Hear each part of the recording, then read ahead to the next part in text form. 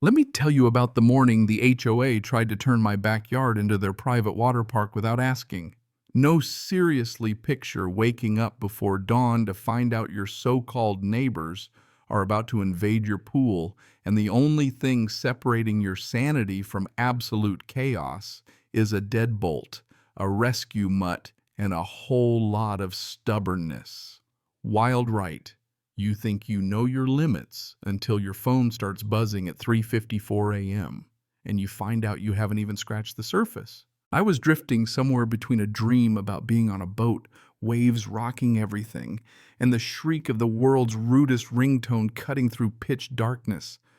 That tiny green LED on the smoke detector was the only thing blinking in the room, just reminding me I wasn't dead yet.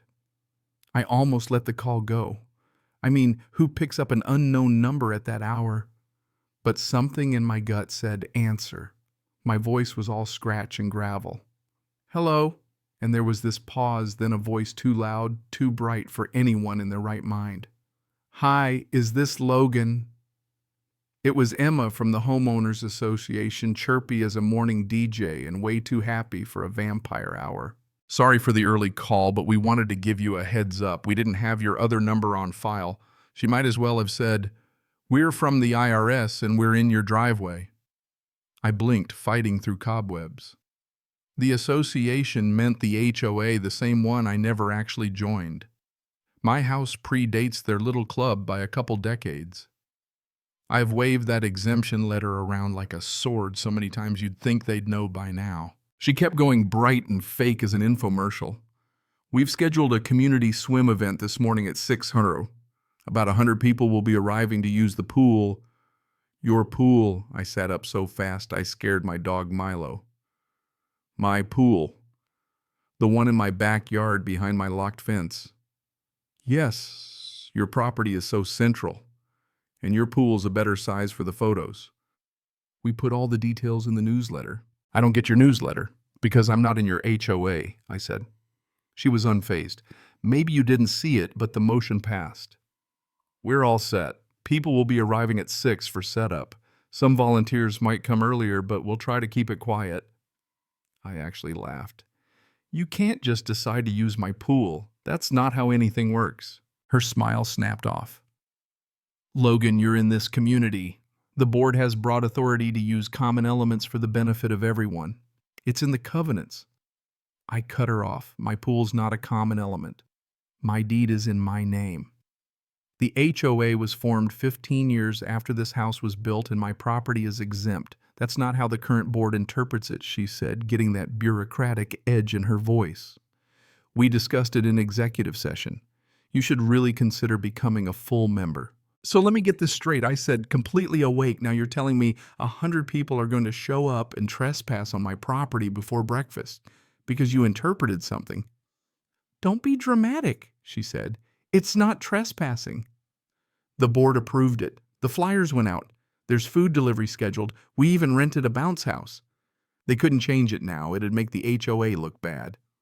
I don't care how you look, I snapped, trying not to wake Milo. Nobody is using my pool. Cancel it. But Emma, she was done pretending to be polite.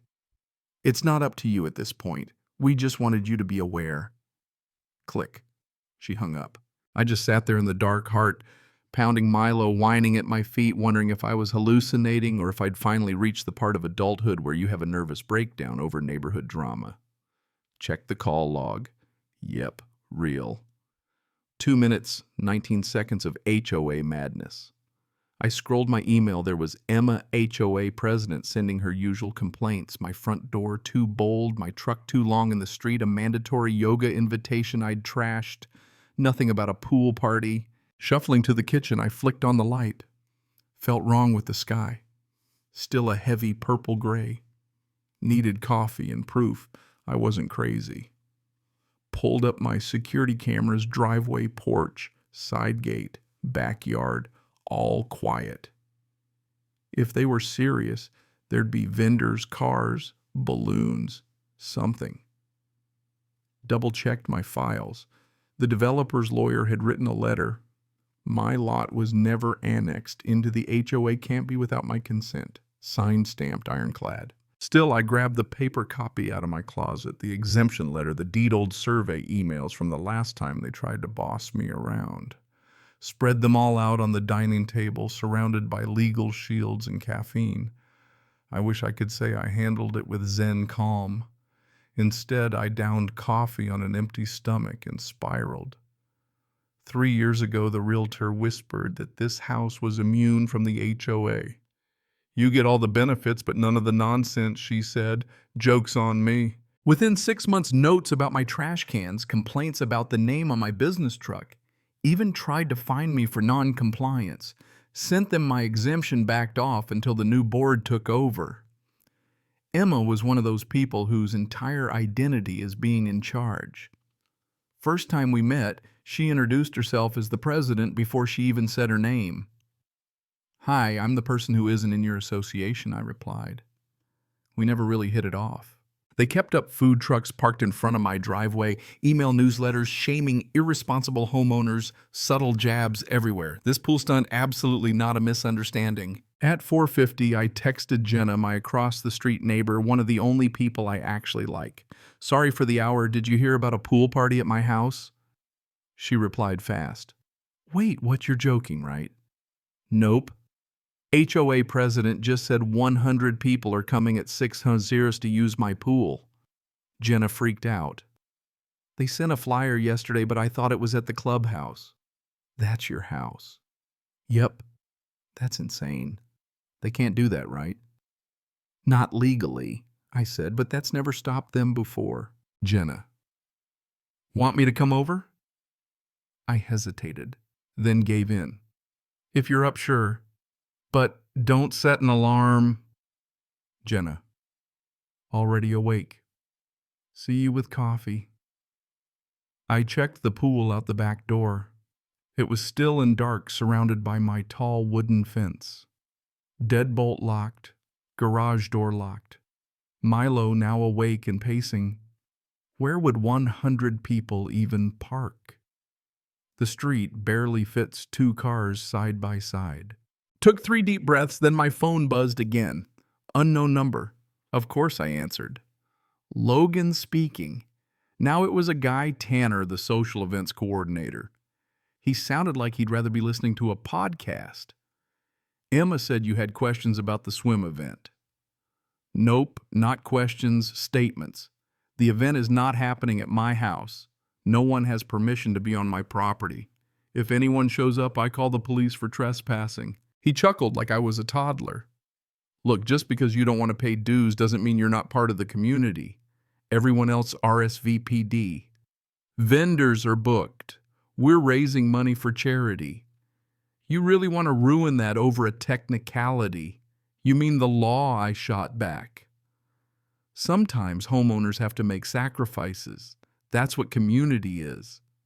I could feel my blood pressure spiking. Using my private pool at 6 in the morning is not a sacrifice. It's trespassing. Cancel the event or you'll have a legal problem. Tanner, undeterred. It's really only for a few hours. Noon at the latest. We'll clean up after. You won't even know we were there. I pinched my nose. Let me simplify. If a single person enters my yard, I call 911. I have cameras. I have my deed. I have my exemption. Don't test me. He actually laughed. Law enforcement isn't coming out to babysit a community swim party. See you at 6. And hung up. And hung. At that point, I wasn't even sure they were bluffing. The last thing I wanted was to be painted as the angry neighbor screaming at kids. I wasn't giving them that satisfaction. Called the non-emergency police line, explained it calmly. HOA planning a trespass. Calls and emails as proof security cameras up. The dispatcher was sympathetic but clear. We can't do anything until they actually trespass. But if they refuse to leave after you ask, that's when you call 911. At 5:28, Jenna knocked on my door, Milo barking his head off. She looked like she'd been up for days. We plotted by the window, sipping coffee. You brought receipts, she said, eyeing the paperwork. Of course, I said. If anyone tries to say I made this up, they're in for a surprise. Jenna grinned. Want me to film in case they try to say you were aggressive? That would be amazing, I said. With luck, we'll have a boring video of nothing happening. But at 5:40, engines rumbled outside. Headlights, SUVs, and minivans lining up. Coolers and towels, sleepy kids bundled in hoodies, adults unloading snacks. My stomach dropped. Jenna, already filming, caught the parade, and there was Tanner clipboard in hand pointing toward my backyard like a carnival barker. That was it. Time for 911. I gave my name, address, told the dispatcher about the crowd heading for my side gate. Are any weapons visible? Just towels and coolers. But they're ignoring me. The dispatcher told me to stay inside, not confront them officers on the way. Outside, I heard someone shake the gate. Hey, it's locked. Anyone bring a key? And then Emma's voice. Don't worry. Tanner, did you bring the bolt cutters? Jenna's jaw dropped. On the phone, the dispatcher's voice got sharper. They're at the gate now. Yes, they're planning to break my lock. Right then, sirens started up in the distance. The crunch of metal, the snap of the lock, a cheer from outside. Okay, everyone, in you go. The sound of my gate swinging open, the first wave of partygoers spilling into my yard. Red and blue lights flickered across my windows. The dispatcher stayed on the line until officers pulled up. Jenna, still recording, whispered, They really did it. I opened the door as the first officer, Reyes, rounded the house. You, Logan? That's me. This is my house. They're in my backyard. Another officer behind him. You said people forced entry. They cut my lock. HOA organized a party here. I never gave permission. Voices drifted from the backyard, kids and adults settling in. Officer Reyes's face stayed calm. Anyone inside, just me and my neighbor. Stay here. We'll make contact. Jenna and I watched from the porch as the officers went into the backyard. On my phone, I watched the camera feed, folding tables, food, a DJ setting up, Emma clipboard in one hand, bolt cutters in the other. Who's in charge? Reyes called. Emma put on her brightest smile. Good morning, officers. You must be here for the event. We're here because the homeowner called 911. Reyes cut her off. Are you the homeowner? No, I'm the association president. This was all approved. Tanner piped up. He's just being difficult. We have authority over common areas. Reyes looked at them. This is not a common area. This is private property. The homeowner did not give consent. Did you cut that lock? Emma tried to hide the bolt cutters. Well, the gate was locked, so we had to open it for everyone. Reyes was having none of it.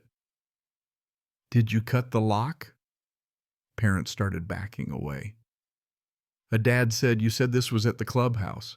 I wouldn't have brought my kids onto a stranger's property. Reyes. Everyone not a resident here out of the yard. Now. People shuffled out muttering, shooting me dirty looks as if I'd ruined their vacation. Kids whined, coolers got dragged away. On the sidewalk, a little girl stared at me confused. I felt bad for the kids, honestly not their fault. But behind them, Emma and Tanner stood their ground. Reyes called me down. Jenna and I rounded the house, Milo trailing behind. The backyard was trashed, wet footprints. Chairs moved, my handmade tables used. The lock cleanly snapped. Reyes pointed. Is this your lock? Yes. My yard, my pool. No permission given. He took statements, photographed everything, bagged the lock and bolt cutters as evidence. Emma bristled. He's weaponizing the police over a misunderstanding, Tanner. This is a civil matter, Reyes. You cut a lock and brought 100 people into a fenced yard. That's criminal mischief and trespassing. I told them I didn't want any families charged, just the planners who knew better. Right then, a rental truck and a DJ both pulled up, saw the police, and the DJ just kept driving. Some parents apologized. Others demanded the HOA use the clubhouse next time.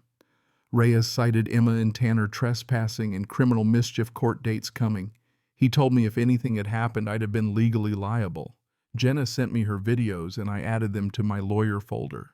The HOA sent out an unfortunate misunderstanding email blaming me for not joining in. But the neighborhood app lit up videos of the police clearing my yard, everyone roasting the board.